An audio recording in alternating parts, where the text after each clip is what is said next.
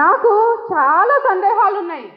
అసలు నేను ఎందుకు కూటమికి ఓటేయాలి?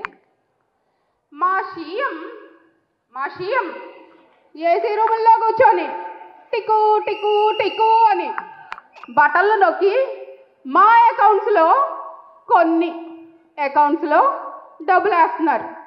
మేము ఎందుకు కూటమికి ఓటేయాలన్నా నర్సిరెడ్డి అన్న? ఏ పార్టీ అధికారంలో ఉన్నా ప్రజా సంక్షేమ కార్యక్రమాలు నెరవేర్చేటువంటి ప్రభుత్వానికి ఓటేయాలి.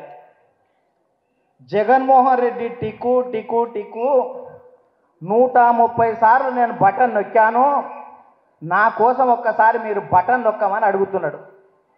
ఈయనేమో బటన్ నొక్కమంటుండు, అనంతపూర్ ఎంపీనేమో లైవ్లో బటన్ చెప్తున్నటువంటి పరిస్థితిని చాలా స్పష్టంగా చూశాం.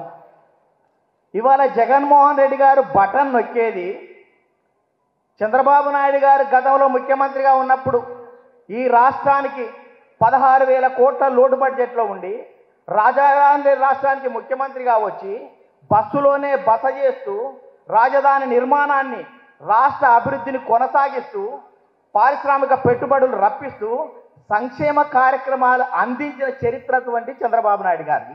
పెట్టుబడులు రప్పించి అవి ప్రజలకు పంచిండు, సంపద సృష్టించి ప్రజలకు పంచిండు. జగన్మోహన్ రెడ్డి గారు బటన్ నొక్కడం అంటే జగన్మోహన్ రెడ్డి గారు మొత్తం కూడా అప్పులు తేవడం, ప్రజలకు పంచే అటువంటి దాంట్లో సగం మింగడం, సగం వేయడం. 66 సంవత్సరాలలో 18 మంది ముఖ్యమంత్రులు చేసిన అప్పు 3,62,375 కోట్లు. ఒక్క జగన్మోహన్ రెడ్డి గారు చేసిన అప్పు 5 ఏళ్లలో 7.5 లక్షల కోట్ల నుంచి 8 లక్షల కోట్లు అప్పు చేసిండు. మీకు పంచింది 2 లక్షల కోట్లు. మిగతా 6 లక్షల కోట్లు ఎక్కడ పోయినాయి అని చాలా స్పష్టంగా ప్రజలు అర్థం చేసుకోవాలని ఈ సందర్భంగా గుర్తు చేస్తున్నా.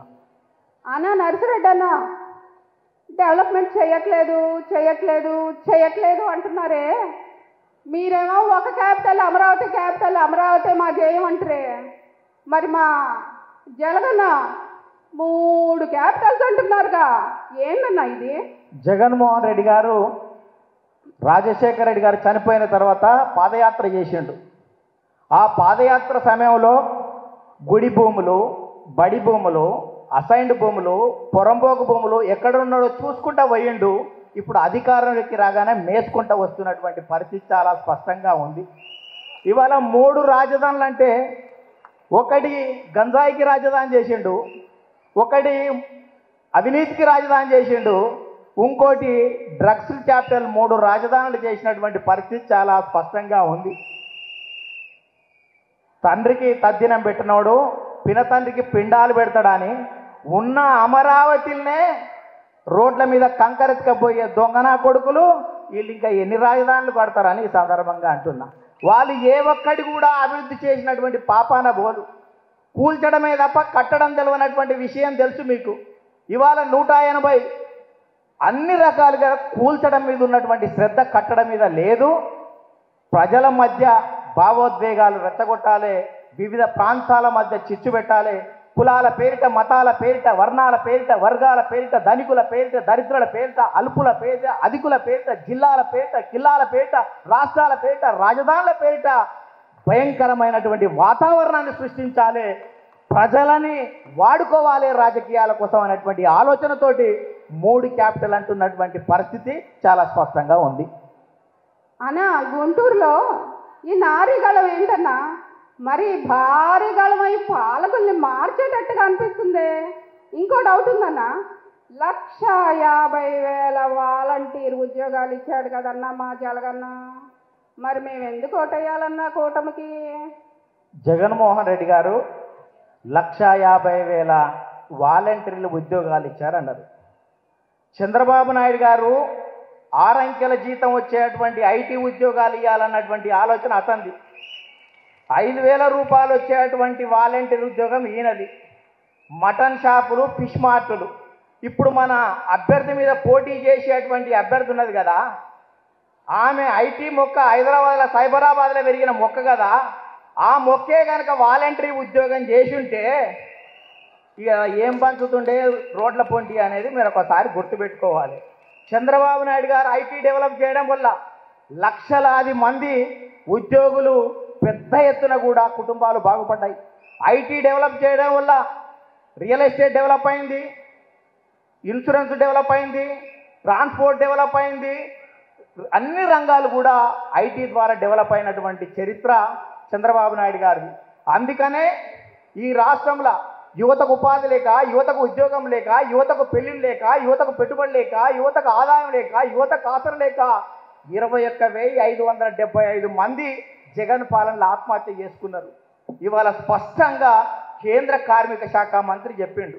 మొన్న అసెంబ్లీలో చెప్పినటువంటి లెక్కలు ఏంటంటే, జగన్మోహన్ రెడ్డి ప్రభుత్వంలో చెప్పినటువంటి లెక్కలు చంద్రబాబు నాయుడు గత 5 సంవత్సరాల క్రితం 39,450 పరిశ్రమలు వచ్చాయి, 5,13,351 ఉద్యోగాలు ఇచ్చాడు అని స్వర్గీయ మేకపాటి గౌతమ్ రెడ్డి అసెంబ్లీలో చంద్రబాబు నాయుడు గారి గురించి చెప్పారు.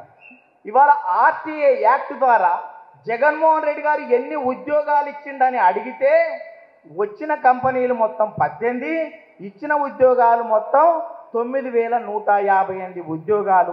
అందుకనే ఇది నేను చెప్పిన లెక్క కాదు, గవర్నమెంట్ చెప్పినటువంటి లెక్క అనేటువంటి విషయం చాలా స్పష్టంగా ఉంది. అందుకనే చంద్రబాబు నాయుడు అధికారంలో ఉన్నప్పుడు తేయాకు తోటలు పెంచిండు, జగన్మోహన్ రెడ్డి రాగానే ఇప్పుడు గంజాయి భయమైనటువంటి పరిస్థితి ఉంది. అందుకనే చంద్రబాబు నాయుడు గారు విజనరీ లీడరు, జగన్మోహన్ రెడ్డి గారు ప్రిజనరీ లీడరు. ఇద్దరి ఆలోచనలో చాలా తేడా ఉంటుంది. అందుకనే ఇప్పటికి కూడా వాలంటీర్ల గురించి చంద్రబాబు నాయుడు ఆలోచించి 5,000కి ఏం బతుకుతారా, మీకు 10,000 జీతం చేస్తాను పో అంటే ఎంత మానవతా దృక్పథంతో ఆలోచించిండో ఒకసారి ఆలోచించమని గుర్తు చేస్తున్నా. అన్నా, ఈ గుంటూరు నారీగళం ఇదేదో చాలా మహాగళమై తెలుగుదేశం పార్టీకి శ్రీకరం అయ్యేటట్టుందన్న. మరి మా జగనన్న మద్యం పట్టుకుంటే ఎలా షాక్ కొట్టింది చూపించండి అమ్మా. ఎలా మద్య నిషేధానికి ఎలా చేస్తాడు, ఎలా ఎలా ఎలా ఎలా అదిగో అటు చూడండి, కెమెరా అటు తిప్పండి.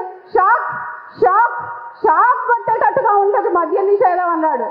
మద్యం బాటిల్ పట్టుకుంటేనే షాక్ కొట్టేటట్టుగా ఉండేటట్టుగా చేస్తానన్నాడు. ఈ మద్య నిషేధం గురించి ఏంటన్నా మరి?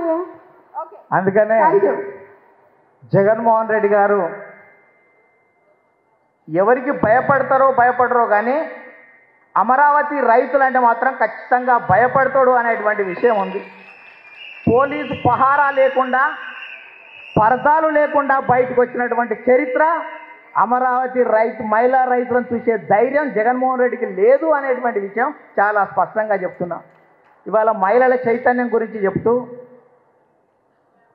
కుటుంబ భారాన్ని మోయడానికి, ఉద్యోగం చేయడానికి, రాజకీయంలో రావడానికి, రాజ్యాన్ని పాలించడానికి, సుదీర్ఘమైనటువంటి అమరావతి లాంటి పోరాటాలు నిర్మించడానికి ఎంత త్యాగం చేసిరో మీకు అప్పుడు సంఘీభావం చెప్పలేను. కాబట్టి ప్రతి మహిళ అమరావతి రైతులు పాల్గొన్నటువంటి మహిళకు ఈ సందర్భంగా నేను ధన్యవాదాలు తెలియజేస్తున్నా.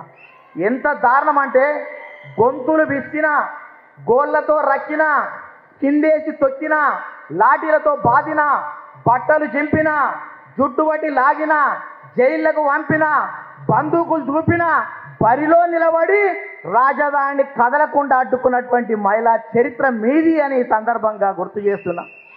ఇవాళ జగన్మోహన్ రెడ్డి గారు మాట అంటుండు, ధరలు పెంచడం వల్ల, మద్యానికి అధికంగా రేట్లు పెంచడం వల్ల మద్య నిషేధాన్ని అమలు చేయవచ్చు, కంట్రోల్ చేయవచ్చు అనే మాట మాట్లాడుతున్నాడు. అయ్యా జగన్మోహన్ రెడ్డి గారు 2019లో చంద్రబాబు నాయుడు గారు అధికారంలో ఉన్నప్పుడు మద్యం ద్వారా వచ్చినటువంటి ఆదాయం 15,000 కోట్లు. మరి నువ్వు ధరలు పెంచితే 15,000 కోట్ల కంటే తక్కువ రావాలి.